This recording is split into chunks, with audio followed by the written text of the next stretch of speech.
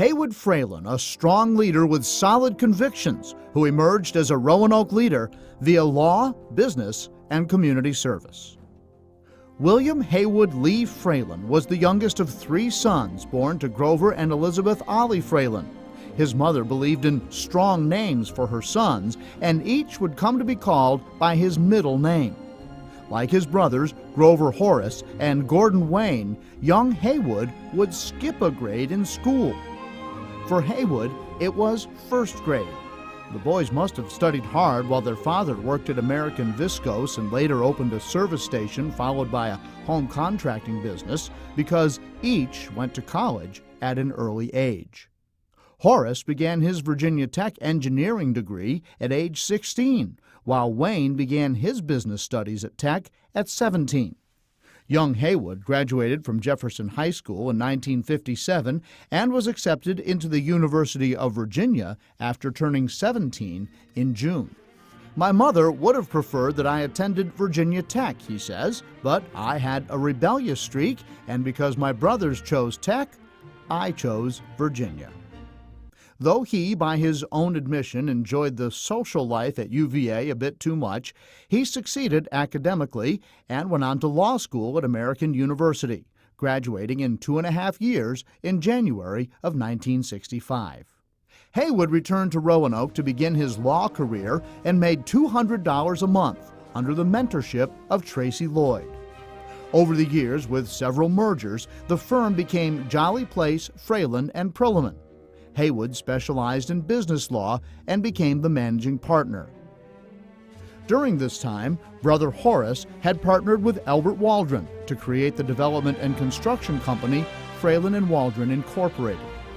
Heywood was legal counsel to the business and honed his prowess as a business attorney as his brother went from home and multifamily construction to the development of skilled nursing care and retirement centers.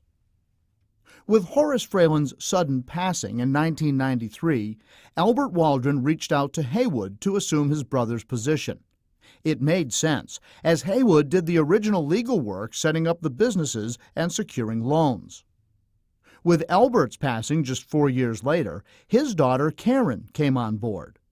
The new Fralin and Waldron has focused on skilled nursing facilities and assisted living centers under Heywood, while Karen has been in charge of multifamily operations and construction. Even with this defined order of business, major decisions for the company would be made as they had been since 1962, with both partners meeting to discuss the issues. Heywood credits much of the success to the staff of almost 7,000 full and part-time employees in Virginia and North Carolina. Another avenue that led to success in healthcare for Fralin was his keen sense for politics, which he felt was necessary to be successful. He was a longtime friend to the late Senator Hunter Andrews, though he admits it took several tries to meet the senator because of Andrews' hectic schedule. Later, of course, Heywood's son William would go on to become a 3-term member of the Virginia House of Delegates.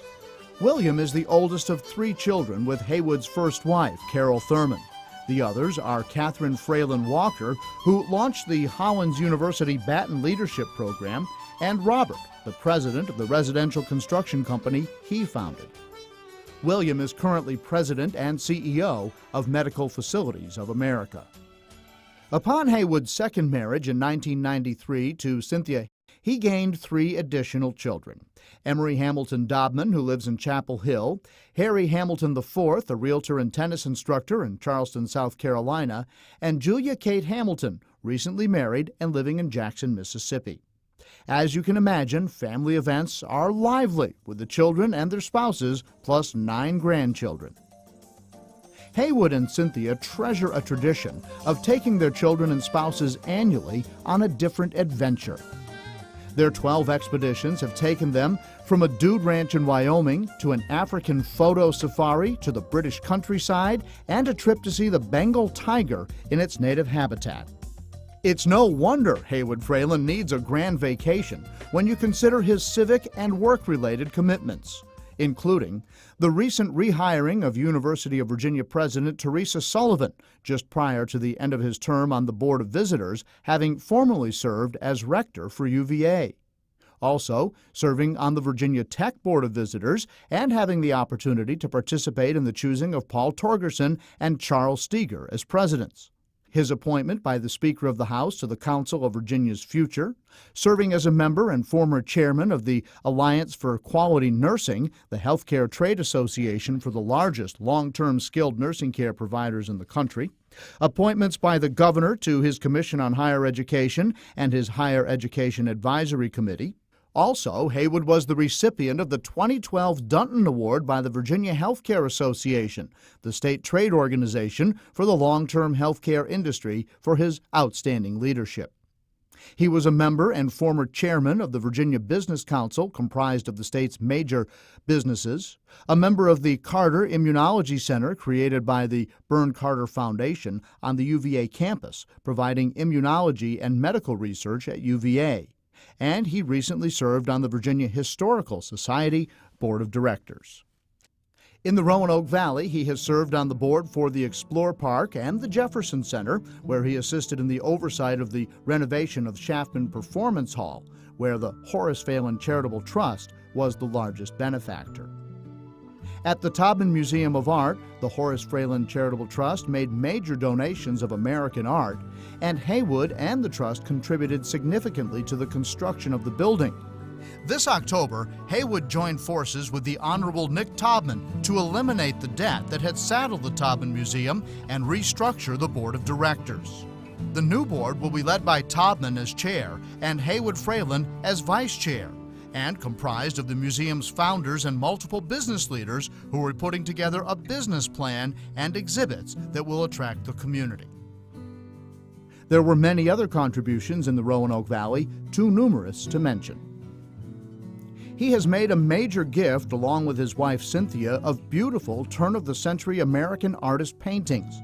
The collection of 41 paintings will be housed at Heywood's alma mater, the University of Virginia. The collection they have amassed will eventually be placed in the newly named Fralin Museum of Art, a division of the College of Arts and Science, for students and Virginians to study the great works.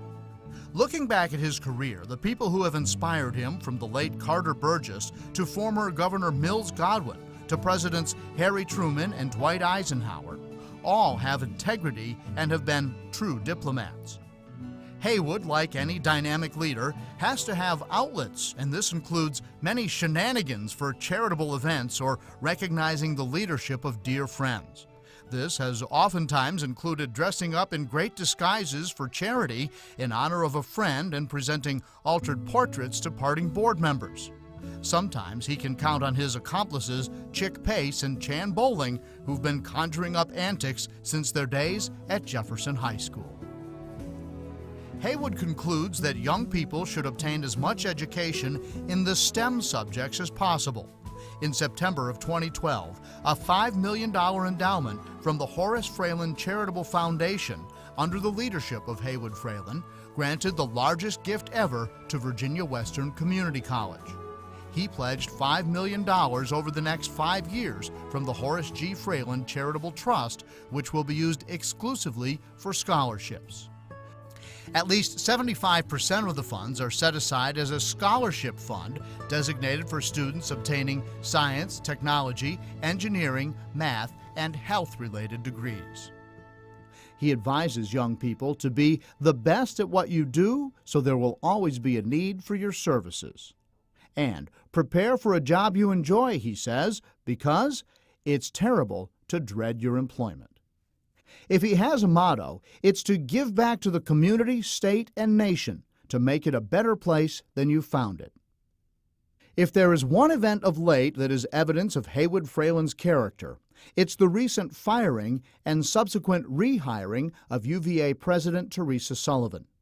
Heywood was the lone dissenting vote in the effort to replace Sullivan, and he ultimately convinced the other board members to reconsider. She was eventually reinstated unanimously. It takes courage to make a stand on what you believe, whether it's a business decision or a vote on the Board of Visitors.